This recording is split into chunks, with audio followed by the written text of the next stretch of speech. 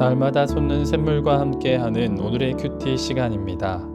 3월 16일 목요일, 오늘의 말씀은 사무엘상 13장 1절에서 7절 말씀입니다. 제13장.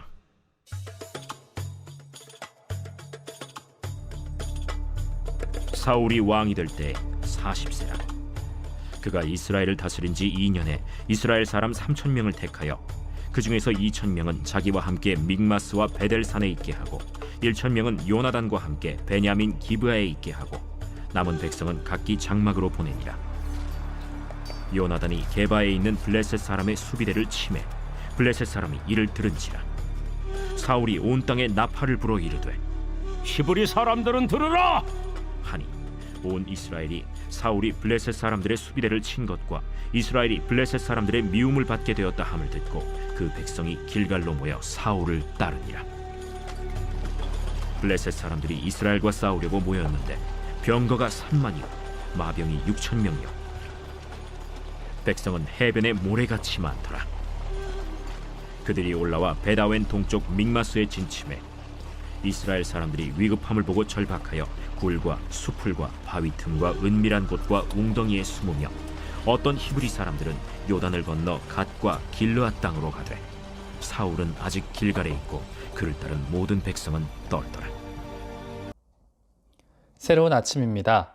여호와 샬롬, 하나님은 우리를 평안케 하시는 분이십니다. 저희 집 막내는 자기 전에 물을 자주 마십니다.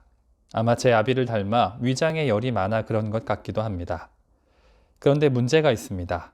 자기 전에 물을 마시려면 부엌에 가야 하는데 4살 아이에겐 그곳에 가는 길이 어둡기 때문입니다.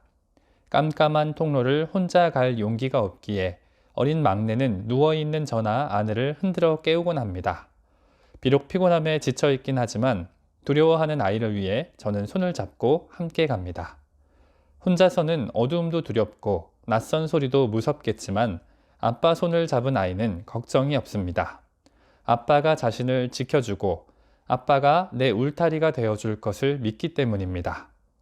비록 어둠 속이지만 두렵던 아이의 표정은 웃음으로 바뀝니다. 찔끔찔끔 걷던 발걸음도 폴짝폴짝 뛰곤 합니다. 아버지를 믿기에 두려움이 사라졌기 때문입니다. 오늘 본문의 이스라엘은 두려움 가운데 있습니다. 블레셋의 수많은 병거와 마병과 군사들이 몰려왔기 때문입니다. 성경은 그들의 수가 얼마나 많은지 해변에 모래같이 많았다고 합니다. 그래서 이스라엘은 두려움으로 허덕입니다. 무서움으로 요동합니다. 성경은 그들의 모습을 3가지로 묘사합니다. 숨고, 도망하며, 떨었다고 말입니다. 그런데 이상합니다. 하나님의 자녀인 그들은 왜 두려움 가운데 있습니까? 그들은 분명 하나님의 백성인데 왜 무서워 떨고 있는 것입니까? 오늘 본문을 통해 그 두려움의 원인을 함께 찾아보길 원합니다. 앞서 12장에서 사무엘은 이스라엘을 길갈로 모아놓고 고별 설교를 했습니다.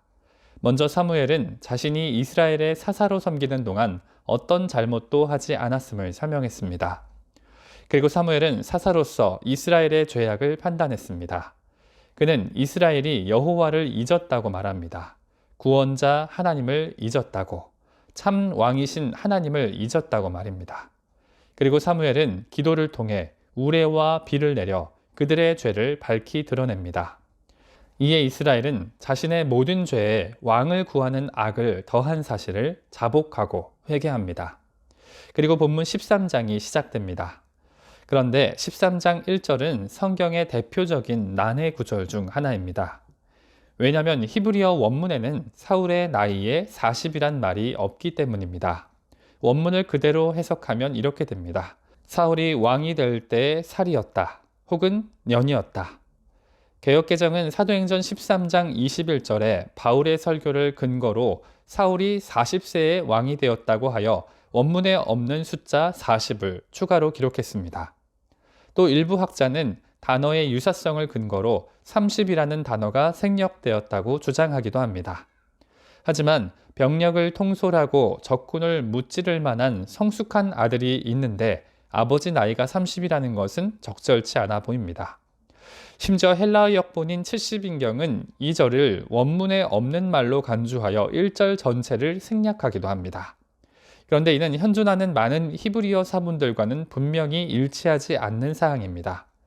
저는 히브리어 원문의 의미를 살려 다음과 같이 1절을 번역하는 것이 옳다고 생각합니다.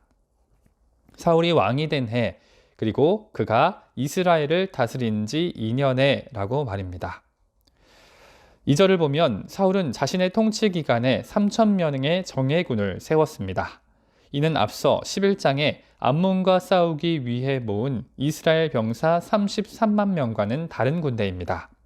사울은 자신의 왕권을 위한 근위병이자 상비군으로 3,000명의 병사를 소집한 것입니다. 그리고 자기 아들 요나단과 함께 지역을 나누어 기브아 주변을 방위하고자 했습니다.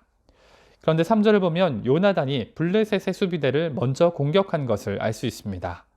당시 이스라엘은 암몬과의 전쟁에서 승리하긴 했지만 마땅한 무기나 전쟁 기술이 있었던 상황은 아닙니다. 더 일찍 철기 문화에 접어든 블레셋은 이스라엘이 자체적인 무기를 만들까 두려워했기에 그들에게 무기나 연장 만드는 기술을 전해주지 않았던 상황입니다. 그런데 마침 이스라엘이 먼저 블레셋을 침공했다는 소식에 블레셋은 드디어 올 것이 왔다고 생각했을 것입니다. 그래서 그들은 작정하고 군사들을 모으기 시작합니다. 병거의 숫자가 마병보다 많은 것이 조금 의외이긴 합니다만 성경은 그들의 병거가 3만, 마병은 6천이라 기록합니다. 그리고 얼마나 많은 블레셋 군사들이 모였는지 그 백성의 수가 해변의 모래 같았다고 기록합니다. 이어지는 6절로 7절까지는 이스라엘의 반응이 기록됩니다. 이스라엘은 블레셋의 모습을 보고 절박함을 느낍니다. 비록 그들은 지금 길갈 사울 곁에 모여 전쟁을 대비하곤 있지만 어떤 마땅한 무기조차 없는 상황이었습니다. 훈련된 조직이나 전략도 없는 상황이었습니다. 그런데 지금 자신들의 눈앞에 보이는 것은 용맹한 말을 타고 갑옷과 창으로 무장된 블레셋의 마병들이었습니다. 보기만 해도 무시무시한 철병거들과 칼과 방패로 무장된 모래와 같이 많은 병사들이었습니다. 그래서 그들은 세 가지 선택지에서 답을 고릅니다. 첫 번째 방법은 숨는 것입니다. 이스라엘은 무서운 적군의 눈을 피하려고 굴과 수풀과 바위 틈과 은밀한 곳과 웅덩이를 찾아 숨어 들어갑니다. 최대한 깊숙이 그리고 조용히 그들은 숨을 곳을 찾았습니다. 두 번째 방법은 도망하는 것입니다. 길갈 지역은 블레셋으로부터는 멀고 요단강과 가까운 지역이었습니다. 그래서 그들은 약속의 땅을 버리고 요단을 건너 길르앗 땅으로 도망하는 간편한 방법을 택했습니다. 그리고 세 번째 방법은 그냥 두려움에 떨고 있는 것입니다. 6절 마지막은 사울을 따라 길갈에 남은 모든 백성이 떨더라고 기록합니다. 눈앞에 보이는 두려움 가운데 아무것도 하지 못하고 그냥 떨고 있는 것이 마지막 선택지였습니다. 그런데 본문을 묵상하며 우리는 이 세 개의 선택지 모두 옳지 못하다는 분명한 확신이 점점 마음에 떠오릅니다. 말씀을 마무리합니다. 오늘 우리는 사울 왕과 이스라엘 백성이 블레셋 군대에 맞서 보인 반응을 살펴보고 있습니다. 그들은 두려움으로 인해 숨거나 도망가거나 떨었습니다. 하지만 우리는 적어도 이런 반응들은 하나님의 백성에게 어울리지 않는 모습이란 것은 알고 있습니다. 하나님의 자녀라면 나서거나 맞서거나 담대해야 맞을 것 같기 때문입니다. 그렇다면 지금 사울을 왕으로 세운 이스라엘은 왜 두려워하고 있는 것일까요? 그 이유는 이스라엘이 사울도 하나님도 믿지 못하기 때문이었습니다.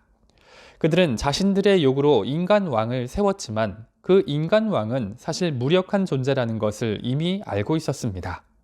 그렇다면 이제라도 전심으로 하나님께 다시 매달려야 하는데 자신의 진짜 왕이신 하나님조차 믿지 못했기에 두려워하고 있었던 것입니다. 마가복음 4장을 보면 예수님께서는 광풍을 잠잠하게 하시고 제자들에게 말합니다. 어찌하여 이렇게 무서워하느냐? 너희가 어찌 믿음이 없느냐? 라고 말입니다. 무서워하는 것이 곧 믿음이 없는 것이란 말입니다. 그리고 마가복음 5장에서는 죽은 딸을 살려달라는 회당장에게 두려워하지 말고 믿기만 하라고 말씀하십니다. 두려움과 믿음이 상반된다는 뜻입니다. 요한계시록 21장 8절을 보면 두려워하는 자들과 믿지 아니하는 자들은 모두 불과 유황에 던져진다고 말합니다. 두려워한다는 것 자체가 하나님을 믿지 않는 것이기 때문입니다. 저희 집 막내는 자기 전에 물을 자주 마십니다. 그래서 이제는 안방에 막내 아이 물통을 가져다 두고 잡니다. 이제는 모두 해결되었겠지라고 생각했는데 또 한 가지 문제가 생겼습니다. 이제 누나들이 자는 방에 놀러 가고 싶은데 그곳에 가는 길도 어둡기 때문입니다. 하지만 막내는 조금씩 용기를 내보곤 합니다. 어둠도 낯선 소리도 여전히 무섭지만 아빠 손을 잡고 걷지 못할 때도 있지만 무슨 일이 있으면 아빠가 자신을 지켜줄 것을 믿기 때문입니다. 눈에 보이진 않아도 아빠가 멀지 않은 곳에서 울타리가 되어줄 것을 믿기 때문입니다. 그래서 비록 어둠 속이지만 두렵던 아이의 표정엔 미소가 비칩니다. 찔끔찔끔 걷던 발걸음도 폴짝폴짝 뛰기도 합니다. 물론 아랫집에는 참 미안한 일이기도 합니다. 그래도 참 감사한 것은 아버지를 믿는 자녀에게 두려움이 사라져가고 있다는 것입니다. 오늘 저와 여러분도 이 말씀을 통해 우리 아버지를 온전히 믿으시길 바랍니다. 내 앞에 무서움과 두려움도 모두 하나님께 맡기시길 원합니다. 진리 대신 예수님을 믿음으로 참된 자유를 누리며 아버지의 자녀답게 살아가실 수 있기를 간절히 소망합니다. 함께 주님 가르쳐 주신 기도로 말씀을 마무리하고 개인적인 기도 제목과 자신이 속한 공동체를 위해서 또 한국교회와 세계 열방을 위해서 기도하길 원합니다. 하늘에 계신 우리 아버지, 아버지의 이름을 거룩하게 하시며 아버지의 나라가 오게 하시며 아버지의 뜻이 하늘에서와 같이 땅에서도 이루어지게 하소서. 오늘 우리에게 일용할 양식을 주시고 우리가 우리에게 잘못한 사람을 용서하여 준 것 같이 우리 죄를 용서하여 주시고 우리를 시험에 빠지지 않게 하시고 악에서 구하소서.